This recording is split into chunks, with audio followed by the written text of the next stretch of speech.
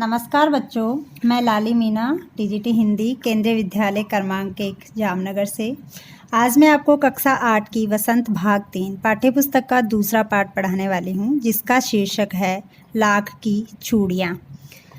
इस पाठ के लेखक का नाम है श्री कामता नाथ जी। इनका जन्म 22 सितंबर सन 1934 में लखनऊ में हुआ था और मृत्यु 7 दिसंबर 2012 में लखनऊ में हुई थी।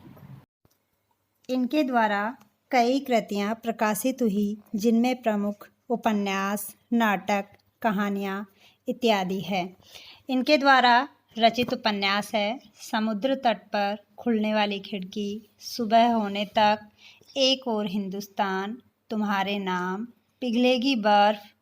कहानी संग्रह है छुट्टियाँ, तीसरी सांस, सब ठीक हो जाएगा, शिकस्त, रिश्ते नाते, आकाश से झांकता हुआ चेहरा, सोवियत संघ का पतन क्यों हुआ। और इनके नाटक है दिशाहीन, फुलन, कल्पतरु की छाया, भारत भाग्य विधाता, औरतें इत्यादि। इन्हें कई पुरस्कारों से सम्मानित भी किया है, जैसे पहल सम्मान मध्य प्रदेश साहित्य परिषद की ओर से, मुक्तिबोध पुरस्कार उत्तर प्रदेश हिंदी संस्थान की ओर से, यशपाल पुरस्कार, साहित्य भूषण तथा महात्मा गांधी सम्मान प्राप्त हो चुका है। इनकी रचनाओं में एक समय से दूसरे समय में जो परिवर्तन आया है उसे दर्शाया गया है। सबसे पहले हम इस पाठ के सार के बारे में जानेंगे। इस कहानी को संक्षिप्त में बताने हेतु इसको छोटे छोटे बिंदुओं के माध्यम से बताने जा रही हूँ। जैसे सर्वप्रथम हम जानेंगे इस पाठ के परिचय के बारे में। इस पाठ में मशीनों के अधिकाधिक प्रयोग से उत्पन्न दुष्प्रभाव का हृदयस्पर्शी वर्णन किया गया है। मशीनों के बढ़ते प्रयोग को एक ओर जहां विकास का सूचक माना जाता है, वहीं दूसरी ओर लघु एवं कुटीर उद्योगों पर कितना बुरा प्रभाव पड़ता है, यही इस पाठ का वर्ण्य विषय है। एक ओर जहां इस मशीनी युग में कितने हाथों से काम छिन गया है, वहीं दूसरी ओर इन उद्योगों में हानि होते देखकर लोग पैतृक उद्यम छोड़कर नया उद्यम करने को विवश हो रहे हैं या रोजगारहीन हो रहे हैं। इस पाठ में मशीनी युग का शिकार हुए बदलू की पीड़ा का मार्मिक वर्णन है। इसके बाद हमारा अगला बिंदु है लेखक और बदलू काका। लेखक जब बच्चा था, उसको उसके मामा के गांव में जाना सबसे अच्छा लगता था, जैसा कि आप लोगों को भी लगता है। और उसके मामा के गांव में उसे सबसे अच्छा व्यक्ति बदलू लगता था। बचपन में वह जब कभी अपने मामा के गांव जाता तो बदलू उसे रंग बिरंगी गोलियां देता था।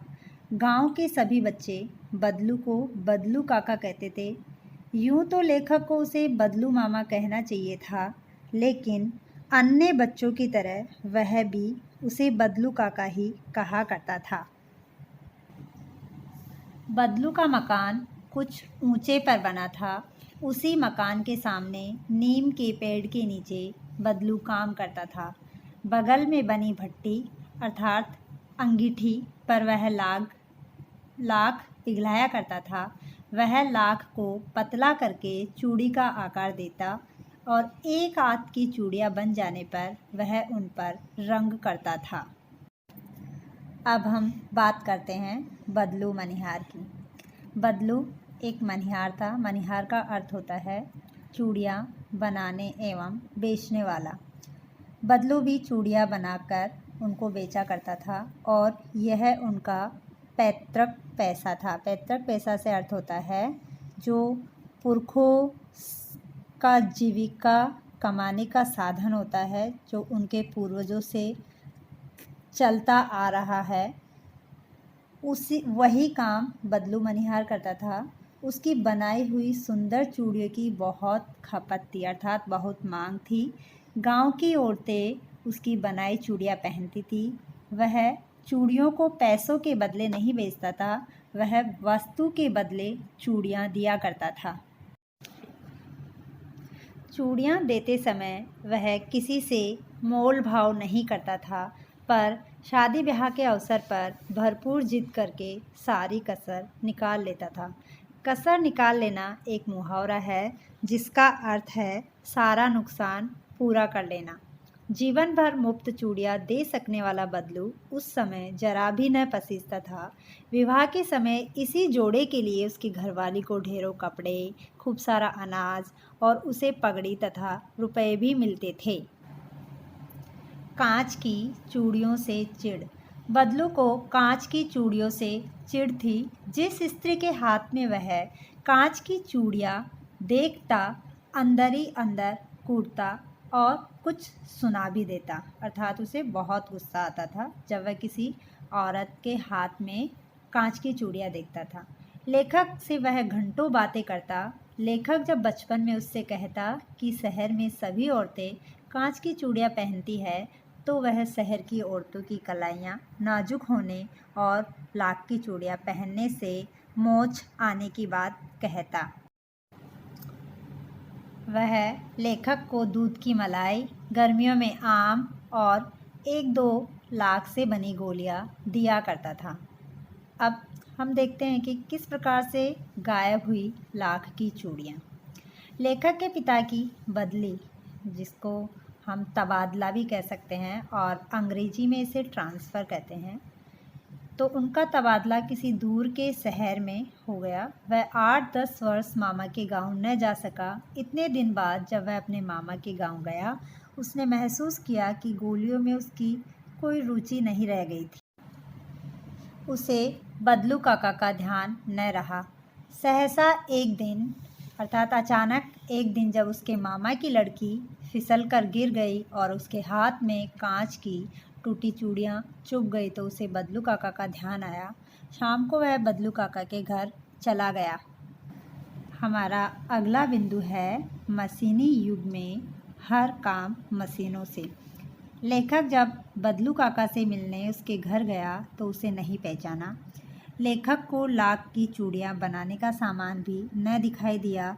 लेखक द्वारा परिचय दिए जाने पर बदलू ने उसे पहचान लिया। लेखक द्वारा काम के बारे में पूछने पर उसने बताया कि आज मशीनी युग में हर काम मशीनों से होने लगा है। ऐसे में कांच की चूड़ियों के मुकाबले लाख की चूड़ियाँ कहीं नहीं टिक पाती है। अचानक उसे खांसी उठाई।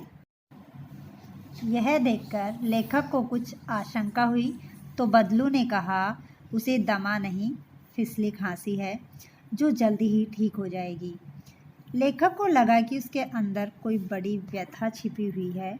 उसने सोचा कि इस मशीनी युग ने कितने हाथ काट दिए हैं। इस कहानी में बदलू काका द्वारा बनाया गया लाख की चूड़ियों का आखिरी जोड़ा के बारे में भी बताया गया है। थोड़ी देर चुप रहने के बाद जब लेखक ने उससे आम की फसल की बात की, तब बदलू ने अपनी बेटी से आम लाने के लिए कहा। लेखक की निगाह, अर्थात उनकी दृष्टि, उनकी नज़र जब उसकी कलाइयों पर, जो बदलू काका था उनकी बेटी की कलाइयों पर पड़ी, तो लाख की चूड़ियाँ देखकर बदलू ने बताया कि उसके द्वारा बनाया गया यह आखिरी जोड़ा है जिसे उसने जमींदार की बेटी की शादी पर बनाया था। जमींदार द्वारा 10 आना, अर्थात 10 आने का अर्थ होता है 6 पैसे, जो कि 1 रुपये का लगभग 16वां भाग होता है। 10 आना ही दिए जाने के कारण उसने जोड़ा नहीं दिया और यह कहकर वापस आ गया कि शहर से ले आओ। यह सुनकर लेखक को खुशी हुई कि बदलू ने हार नहीं मानी है। उसका व्यक्तित्व कांच की चूड़ियों के समान आसानी से टूटने वाला नहीं है। आइए अब हम पाठ की शुरुआत करते हैं, जिसका नाम है लाख की चूड़ियाँ। इस पाठ के लेखक है श्री कामतानाथ जी। बच्चों, आप इस चित्र में देख रहे हो कि पेड़ के नीचे बदलू मामा चूड़ियाँ बनाने का कार्य कर रहे हैं। इनके पास में एक अंगीठी रखी है और बगल में हुक्का भी रखा हुआ है। चूड़ियाँ बनाते समय ये बीच बीच में हुक्का भी पीते रहते थे। दूसरे चित्र में आप देख रहे हो कि सुंदर सुंदर लाख की चूड़ियाँ हैं। अब सबसे पहले इस पार्ट में हम ये जानेंगे कि लाख क्या होता है और कहाँ कहाँ लाख की वस्तुओं का निर्माण किया जाता है हमारे देश में।